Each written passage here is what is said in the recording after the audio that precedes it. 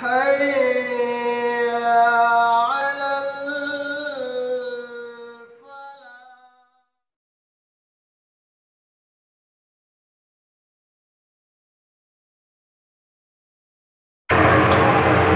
الحمد لله رب العالمين والصلاة والسلام على رسوله الكريم وبعد. أعوذ بالله السميع العليم من الشيطان اللعين الرجيم من همزه ونفخه ونفخه. بسم الله الرحمن الرحيم.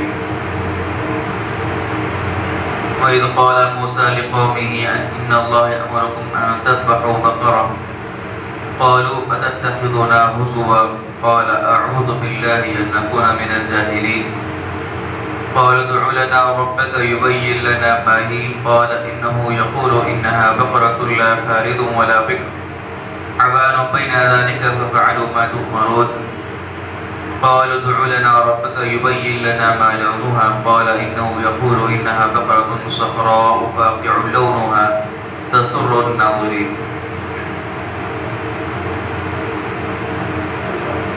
اس طریقے سے اللہ رب العالمین نے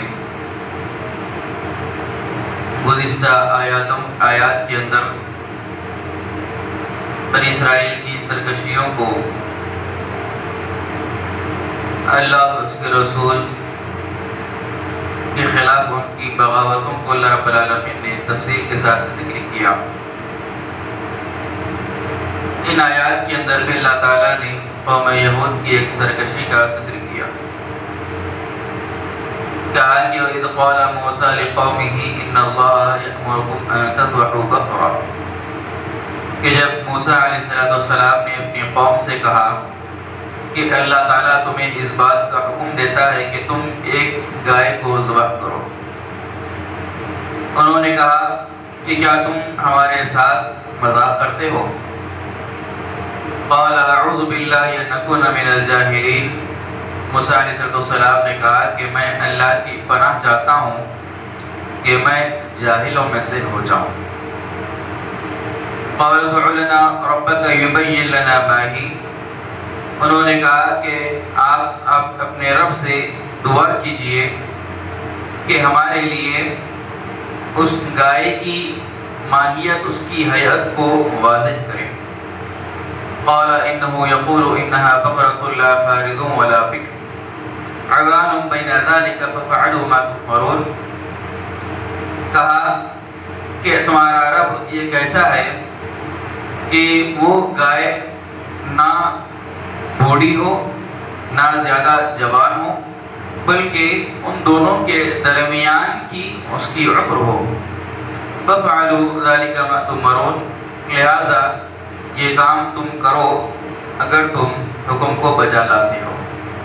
دراصل ایک مرسل روایت کے اندر بنی اسرائیل کے اس واقعے کو ذکر کیا گیا کہ بنی اسرائیل کے اندر ایک آدمی تھا کہ جو لا ولد تھا، جس کی کوئی اولاد نہیں تھی.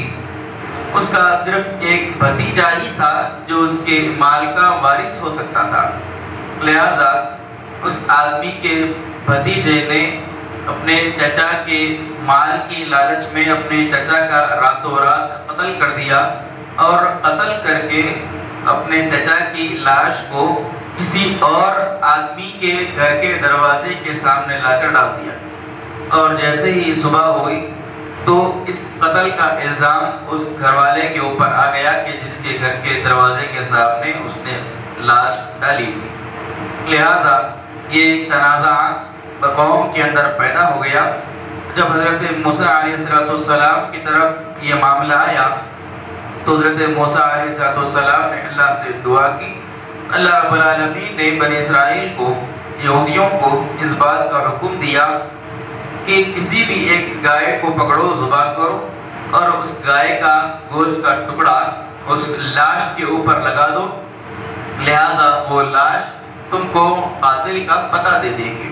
یہ اللہ رب العالمین کا ایک عام حکم تھا ان لوگوں کے لیے. لیکن اس قوم نے اپنی عناد، اپنی سرکشی، اللہ اور اس کے رسول کے احکامات کی خلاف ورزی کے اندر وہ اتنا آگے بڑھے کہ ان لوگوں نے سوال پر سوال کرنا شروع کیا کہ اے موسیٰ علیہ السلام آپ ہم کو اس گائے کے بارے میں بتائیے۔ اللہ نے صرف کہا کہ کوئی بھی ایک گائے پکڑو، اس کو ذبح کرو، لیکن اس قوم کی سرکشی اور اس کی عناد ایسی تھی کہ انہوں نے اللہ اور اس کے رسول کے احکامات کے ساتھ کھلواڑ کیا، اور کثرت سے وہ اللہ کے رسول موسیٰ علیہ السلام کے ساتھ سامنے سوالات کرتے گئے کہ آپ ہمارے لیے اس گائے کی حالت کو، گائے کی ماہیت کو ہمارے لیے واضح کرتے رہیں۔ لہٰذا جیسے جیسے انہوں نے سوال کیا، اللہ تعالیٰ نے اس گائے کی ماہیت اور اس کی شکل و صورت کے اندر اور زیادہ پیچیدگیاں اللہ تعالیٰ ان کے لیے لاتا گیا۔ پہلے سوال کیا کہ اس گائے کو، وہ گائے کیسی ہونی چاہیے؟ اللہ نے کہا کہ وہ گائے نہ بوڑھی ہو نہ جوان ہو، بلکہ جوان اور بوڑھی کے درمیان کی اس کی عمر ہو، نہ زیادہ بوڑھی ہو نہ زیادہ جوان ہو۔ پھر لوگوں نے پھر سوال کیا، کہا کہ قالوا ادع لنا ربک یبین لنا ما لونها۔ انہوں نے کہا کہ اے موسیٰ علیہ السلام، آپ اپنے رب سے دعا کیجئے کہ اللہ تعالیٰ ہم کو اس گائے کے رنگ کے بارے میں وضاحت کرے۔ اب وہ گائے کا رنگ کیسا ہونا چاہیے؟ پہلے تو عمر کے بارے میں سوال کیا کہ وہ کیسی ہونی چاہیے۔ اللہ تعالیٰ نے ایک مشکل شرط ان کے لیے لگا دی کہ وہ نہ بوڑھی ہو نہ جوان ہو۔ پھر انہوں نے اس کے بعد اتنے پر بھی وہ اتفاق نہیں کی، پھر انہوں نے سوال کیا کہ اس کا رنگ کیسا ہونا چاہیے، اس کا کلر کیسے ہونا چاہیے۔ اللہ نے کہا کہ قال انه يقول انها بقرة صفراء فاقع لونها تسر الناظرين۔ اللہ تعالیٰ یہ کہتا ہے کہ وہ گائے پیلے کلر کی ہو، زرد کلر کی گائے ہو، فاقع لونها، اس کا رنگ جو ہے چمکیلا ہو، تسر الناظرین، جو دیکھنے والوں کی نگاہوں کو خوش کر دے۔ لہٰذا اس گائے کے رنگ کے اندر ان کے لیے اور ایک اور مشکل شرط لگا دی گئی کہ وہ گائے جو ہے زرد کلر کی، پیلے کلر کی گائے ہو، اور صرف ایسا ویسا پیلا نہیں، بلکہ ایسا زرد اور پیلا کلر کہ جس کے اندر چمک بھی موجود ہو، یعنی جس میں گولڈن کلر جس کو ہم کہتے ہیں، یا پھر اس طریقے کا کلر جس کے اندر زردی بھی ہو اور جس کے اندر چمک بھی موجود ہو، ایسا رنگ اللہ رب العالمین نے ان کے لیے لگا دیا۔ پھر ان لوگوں نے اسی پر بھی اتفاق نہیں کیا، بلکہ آگے پھر سوال کیا کہ قالوا ادع لنا ربک یبین لنا ما ہی ان البقرة تشابه علینا وإنا ان شاء اللہ لمہتدون۔ پھر تیسرا سوال ان لوگوں نے گائے کے متعلق کیا، کہا کہ آپ اپنے رب سے دعا کیجئے کہ ہمارے لیے گائے کی ماہیت کو، اس کی حالت کو واضح کرے۔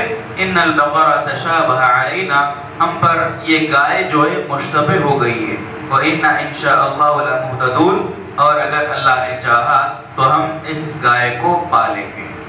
پھر اللہ نے ان کے سوال کے جواب میں ایک اور مشکل شرط گائے کے بارے میں لگائی، کہا کہ قال انه يقول انها بقرة لا ذلول تثير الارض ولا تسقي الحرث مسلمة لا شية فيها۔ اللہ نے کہا کہ وہ گائے نہ زمین میں ہل چلانے والی ہو، نہ پانی پلانے والی، پانی سے سیراب کرنے والی ہو، وہ گائے بالکل صحیح سالم، صحیح سلامت اور صحت مند ہو، اس کے اوپر کسی بھی قسم کا داغ اور دھبا نہ ہو۔ انہوں نے کہا کہ قالوا الآن جئت بالحق، اب آپ صحیح راستہ ہم کو دکھلائے۔ فذبحوها وما كادوا يفعلون، پھر انہوں نے اس گائے کو ذبح کر دیا، حالانکہ اس کام کو وہ کرنے والے نہیں تھے۔ لہٰذا اللہ رب العالمین نے اس قوم بنی اسرائیل کی اس سرکشی کا یہاں پر عنایتوں کے اندر ذکر کیا۔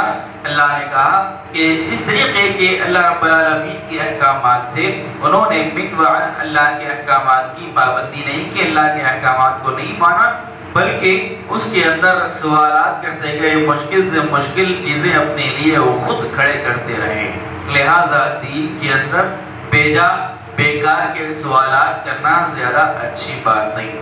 ایسے سوالات کہ جس سے نہ آدمی کے عقیدے کا تعلق ہو، نہ ایمان کا تعلق ہو، نہ اس کے عمل کا تعلق ہو، نہ دین کا تعلق ہو، نہ دنیا کا تعلق ہو۔ اس قسم کے بیکار کے سوالات کبھی بھی علماء سے نہیں کرنے چاہیے۔ جس طریقے کے سوالات کرتے جائیں گے اتنے ہی زیادہ مصیبتوں کے اندر آدمی پھنستا جائے گا۔ تو اللہ تعالیٰ نے قوم یہود کی سرکشی کو یہاں پر بیان کیا۔